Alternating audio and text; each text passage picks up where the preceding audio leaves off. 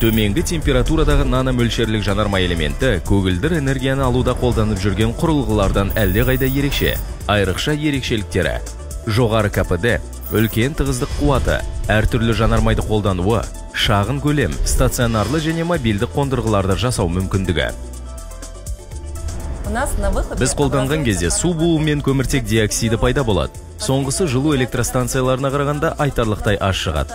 Сондықтан біздің жанармай элементтеріміз төменгі көміртекті көгілдір энергетиканың негізі болуы мүмкін.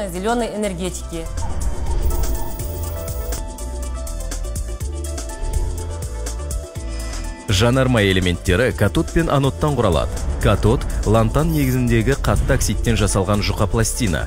Анод ол нанокеуекті никельді жұқалтырдан жасалған.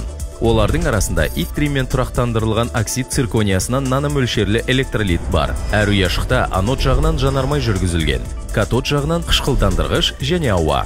Оттегінің теріс иондары электролит арқылы диффузияланып, жанармаймен анодқа әсерін тигізгендіктен электр қуаты өндіріледі.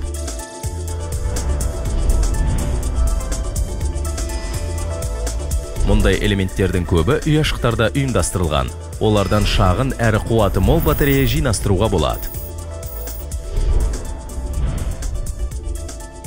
Бәсекелестердің құрылғыларына қарағанда қатты оксидті электролиттің кіші қалыңдығының арқасында ұяшықтардың жұмыс температурасы айтарлықтай төмен. Бұл қызмет мерзімін ұзартып, қуатты арттырады.